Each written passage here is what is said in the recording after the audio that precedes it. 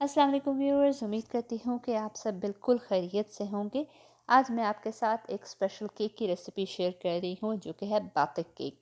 ये basically Malaysian cake है और पाकिस्तान में इसको कोल्ड केक का नाम दिया जाता है। जब मैंने पहले दफ़ा खाया था तो मुझे बिल्कुल कोल्ड केक की तरह ही लगा था, लेकिन इसका फ्लेवर थोड़ा डिफरेंट होता है और इसके इंग्रेडिएंट भी as compare to cold cake के डिफरेंट होते हैं। मेथड सेम ही है। बहुत ही मज़े का केक रेडी हुआ था। आप इसको ज़रूर ट्राई कीजिएगा। इसको हम फ्रीज़र में 2 महीने तक प्रिज़र्व कर सकते हैं अगर बच जाए। बहुत ही लज़ीज़ केक तैयार होता है और ये सर्दियों के लिए बहुत ही स्पेशल डिश है। बहुत जल्दी तैयार हो जाता है और ज़्यादा मेहनत भी नहीं करनी पड़ती। मैं इंग्रेडिएंट्स आपको दिखा रही हूँ और रेसिपी तैयार करते हुए साथ-साथ मैं आपको बता दूँगी कि कितने इंग्रेडिएंट्स की क्या-क्या क्वांटिटी जो है वो इसके अंदर डलेगी। बेसिकली इसके अंदर टोटल 6 इंग्रेडिएंट्स जो हैं वो यूज़ होते हैं। यानी बहुत कम चीज़ें इसके अंदर इस्तेमाल होती हैं और एज़ कंपेयर टू आम जो हमारा नॉर्मल केक होता है उससे ये डिफरेंट होता है और चॉकलेटी फ्लेवर होता है। सबसे पहले मैं इसके लिए एक बाउल जो है वो रेडी कर लूँगी। स्क्वायर डिश आपके पास होनी चाहिए है, थोड़ा सा ज़रा चौड़ी डिश होनी चाहिए है। उसको उसको मैंने फॉयल से रैप कर दिया है ताकि मुझे बाद में केक निकालने में आसानी हो। आप उसको उसके बाद उसके ऊपर हल्का सा ऑयल स्प्रे कर दें। अगर आपके पास स्प्रे नहीं है तो आप सिंपल ऑयल की ब्रशिंग कर देंगे। चौकोर बाउल होना ज़रूरी है, स्क्वायर से इतनी अच्छी शेप नहीं आती। आपके पास बेकिंग डिश है चौड़ी वाली तो आप वो इस्तेमाल कर सकते हैं। मेरे पास स्क्वायर बाउल था तो मैं वो इस्तेमाल कर रही हूँ और उसके बाद उसको मैंने फॉयल लगा के ऊपर ऑयलिंग कर दी है। ऑयलिंग से फ़ायदा ये होगा कि केक जो है, जो उसका बैटर रेडी होगा वो हम आसानी से बाद में निकाल सकते हैं। इसको बेक नहीं करना पड़ता। मैं इसके लिए जो है तकरीबन ग्रैंड क्रैकर यूज़ कर रही हूँ। आपके पास मैरी बिस्किट है, आप मैरी बिस्किट यूज़ कर सकते हैं। आपके पास डाइजेस्टिव हैं, आप वो यूज़ कर सकते हैं। तकरीबन 300 ग्राम्स यानी एक बड़ा पैक जो आपका बिस्किट का होता है वो इसके अंदर इस्तेमाल होता है। आप चाहें तो आप मैरी बिस्किट, पाकिस्तान में तो मैरी बिस्किट आसानी से मिल जाते हैं, मुझे यहाँ नहीं मिले थे तो मैं ग्राम क्रैकर्स जो है वो यूज़ कर रही हूँ। मेरे पास हनी ग्राम क्रैकर्स है, मैं वो इस्तेमाल कर रही हूँ। उसको पीसेस कर लेंगे, हम छोटे पीसेस में काट लेंगे। हाथ से तोड़ लें या छुरी से तोड़ लें, वो आपकी अपनी मर्ज़ी है।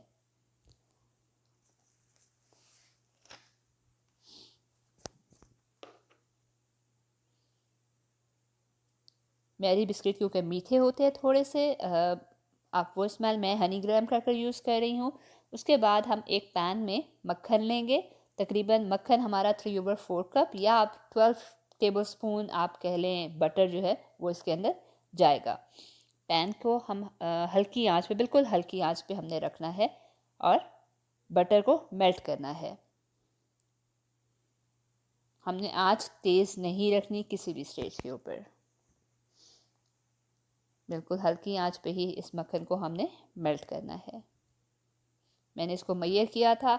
आपके पास आप 3/4 कप ले लें या 12 टेबल स्पून हमने बटर जो है या मक्खन जो है वो इस्तेमाल करना है।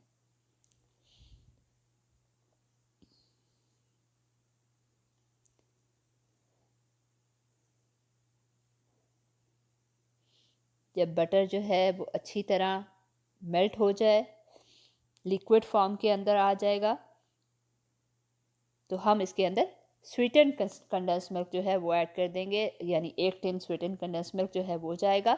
जो कंडेंस मिल्क का कंटेनर है, जब मैंने उसको देखा तो ये 396 ml था।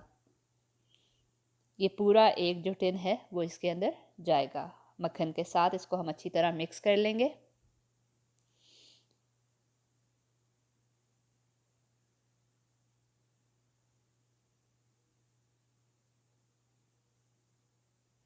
इसको मैं पूरा डाल रही हूँ। उसके बाद आपके चॉकलेट मिल्क पाउडर, जो कोई भी माइलो है, ओवल्टीन है, मीठा चॉकलेट मिल्क पाउडर जो स्वीटेंड मिल्क पाउडर होता है, वो 1.5 कप हम इसके अंदर डालेंगे। इसके अंदर कोको पाउडर नहीं डलेगा या कोई भी जो आप कह लें कि जी चॉकलेट पाउडर नहीं जाएगा। सिर्फ इसके अंदर स्वीट एंड चॉकलेट पाउडर्स जो बच्चों के लिए हम इस्तेमाल कर रहे होते हैं। माइलो है, आपके पास ओवल्टीन है, ओवल्टीन मार्ट फ्लेवर है, या मैं इसके अंदर नेस्क्विक डाल रही हूँ क्योंकि वो भी मीठा होता है। जो बच्चों के दूध का पड़ा हुआ है, बच्चों के जो चॉकलेट मिल्क पाउडर हम दे रहे होते हैं, हम वो इसके अंदर इस्तेमाल करते हैं। और इसके अंदर 4 अंडे हमने फेंट लेने हैं। अंडों को कोशिश करें नॉर्मल टेम्परेचर के ऊपर हमने इस्तेमाल करना है। जब ये चॉकलेट अच्छी तरह मेल्ट हो जाए, मिक्स हो जाए इसके अंदर, तो हम इसके अंदर अंडे जो है बीट करके डाल देंगे। अंडों को हल्के आप हाथ से कांटे से अच्छी तरह बीट कर लें। आँच हमने तेज़ नहीं करनी, अगर आँच तेज़ होगी तो इससे जो अंडा है वो स्क्रम्बल शेप के अंदर आ जाएगा और हमारा केक जो है वो ख़राब हो जाएगा। उसके बाद इसके अंदर हम 1 टेबलस्पून वनीला एसेंस डाल देंगे। जब ये बैटर जो है वो अच्छा सा रेडी हो रहा है हमारा, अगर आपने मूस बनाया हो, आपने मूस बनते देखा हो या बनाया हो, ये उस तरह का होता है। या अगर सिंपल फॉर्म में अगर मैं बताऊं, जिस तरह जेली हम रेडी कर रहे होते हैं, उतनी गाढ़ी हमने करनी है, लेकिन आंच बिल्कुल हल्की रखनी है। हमने आंच किसी भी स्टेज के ऊपर तेज़ नहीं करनी। लो मीडियम हीट जो होती है, मैं भी आपको शो भी करा देती हूँ, आंच हमने उतनी रखनी है। जो हमारा मटेरियल है वो रेडी हो रहा है, वो जेली लाइक हो रहा है। थोड़ा सा गाढ़ा इसको होने देंगे, चम्मच हमने हिलाते रहना है। मैं आपको इसकी आंच दिखा रही हूँ, आंच ये बिल्कुल लो हीट के ऊपर है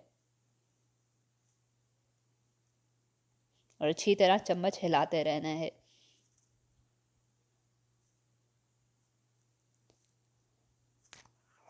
बैटर जो है वो थोड़ा गाढ़ा होना शुरू हो गया है। चम्मच में मज़ीद हिलाती रहूँगी, 2 से 3 मिनट मज़ीद चम्मच हिलाऊंगी।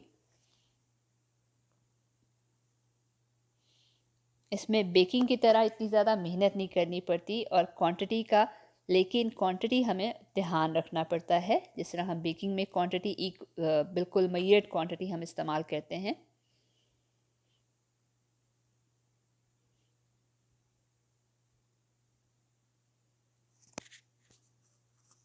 इस केक को आप बना के भी रख सकते हैं, अगर घर में कोई भी आपके फंक्शन है या कहीं किसी भी चीज़ के लिए आपने किसी गैदरिंग के लिए या अपनी फैमिली फ्रेंड्स के लिए बनाना है, तो आप इसको हफ्ता पहले भी बना के सेव कर सकते हैं फ्रिज के अंदर। इसको कुछ भी नहीं होता।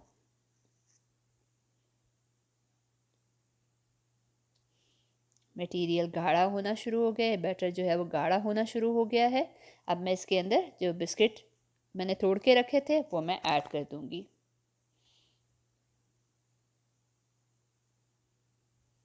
और उसके बाद अच्छी तरह चम्मच हिला लूँगी। चूल्हा हमने बंद नहीं करना, चम्मच मैं हिला रही हूँ और सारे बिस्किट्स जो हैं वो इस मटेरियल के अंदर डिप हो चुके हुए हैं। थोड़ा सा मैंने पिसा हुआ नारियल जो है वो इसके अंदर डाल दिया है। हमें पिसा हुआ नारियल तकरीबन 1 कप चाहिए है, जिसमें से थोड़ा सा मैंने इसमें डाल दिया है बैटर में। इसके बाद चम्मच अच्छी तरह हिला लूँगी ताकि कोई भी बिस्किट खाली ना रहे, सारी जो चॉकलेट मटेरियल है वो बिस्किट पे लग जाए। उसके बाद जो मैंने मोल्ड रेडी किया था वो मैं उस मोल्ड के अंदर ये बैटर डाल दूँगी। चॉकलेट का जो हमारा मिक्सचर रेडी हुआ है, केक का जो मिक्सचर रेडी हुआ है, और स्पैचुला से इसको फ्लैट कर दूँगी। थोड़ा सा हिलाऊंगी ताकि कोई बबल इसके अंदर ना रह जाए और अच्छी तरह मैं इसको फ्लैट कर लूँगी।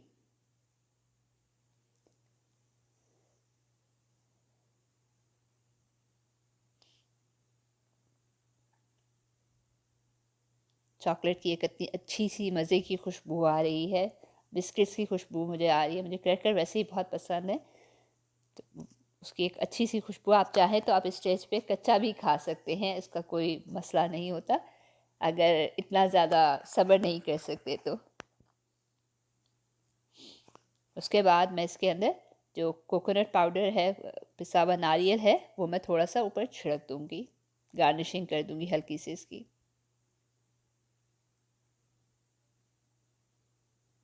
और स्पैचुला से ही इसको फ्लैट कर दूँगी।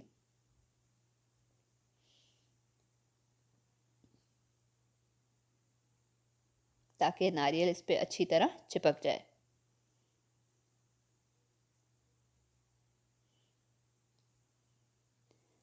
उसके बाद मैं इसको फॉयल से कवर कर दूँगी।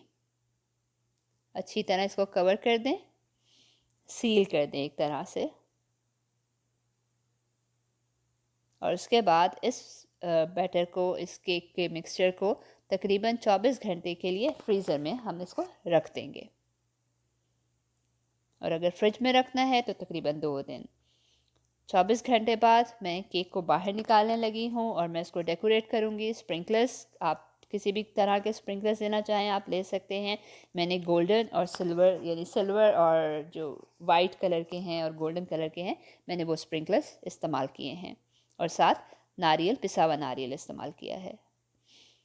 केक की खुशबू तो बहुत ही मज़े की आ रही है और हमारा केक बिल्कुल रेडी भी हो चुका है। अभी मैं आपके सामने इसको काट के दिखाऊंगी। इस केक को हम एज इट इज़ नहीं रखते, हम इसको काट के फिर हम डेकोरेट करके फिर हम आगे सर्व कर रहे होते हैं, मेहमानों के आगे तब सर्व करते हैं। मैं इसको अलहदा कर रही हूँ। शीट जो है, फॉयल शीट जो हमने लगाई थी, उसको मैं उतार दूंगी। फॉयल शीट बहुत ध्यान से उतारिएगा।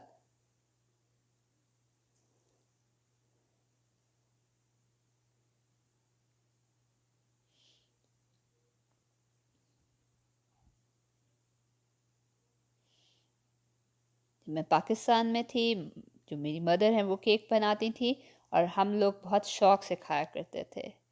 इस टाइम पे इस केक को देख के मुझे वो बहुत ज़्यादा याद आ रही थी। उनके हाथ का केक मुझे वैसे ही बहुत पसंद है।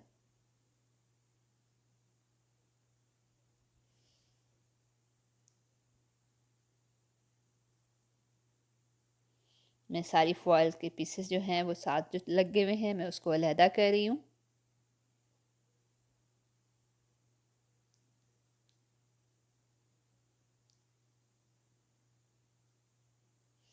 उसके बाद मैं आपके सामने इसको काट के दिखाऊंगी। थोड़ा सा मैं नारियल ऊपर लगा रही हूँ। उसका फ़ायदा ये है कि अगर आप हाथ से उसको काटेंगे तो आपका चॉकलेट जो है वो अलहदा नहीं होगी। थोड़ा सा चॉकलेट ऊपर नारियल जो है वो मैं इस पर स्प्रेड करके और इसको पीसेस में काट लूँगी। मैं आपको इसकी शक्ल दिखा रही हूँ अभी। एक बहुत ही मज़े का बातिक जिस तरह डिज़ाइन होता है, ये उस तरह रेडी होता है। बहुत ही मज़े की इसकी शक्ल भी है, बहुत मज़े की खुशबू भी आ रही है। मैं इसको टी टाइम पे सर्व करने लगी हूँ। पीसेस इसी तरह आप इसके पीसेस काट लें और इसके ऊपर स्प्रिंकलर्स जो हैं वो मैंने छिड़क दिए हैं। थोड़ा सा नारियल इसके ऊपर, जो कद्दूकश किया हुआ ये पिस्ता हुआ नारियल है, वो थोड़ा सा मैंने उस पर छिड़क दिया है और साथ इस पर स्प्रिंकलर्स छिड़क दें और इसको आप ठंडा ठंडा जो है वो सर्व करें। सर्दियों की स्पेशल सौगात है। मेरी वीडियो पसंद आए तो कमेंट ज़रूर कीजिएगा, मेरी वीडियो को लाइक ज़रूर कीजिएगा और इसको शेयर ज़रूर कीजिएगा। और अगर अभी तक आपने मेरे चैनल को सब्सक्राइब नहीं किया तो मेरे चैनल को सब्सक्राइब ज़रूर कीजिएगा और मुझे दुआओं में ज़रूर याद रखिएगा। इस वीडियो को ज़रूर ट्राई कीजिएगा, इस डिश को ज़रूर ट्राई कीजिएगा।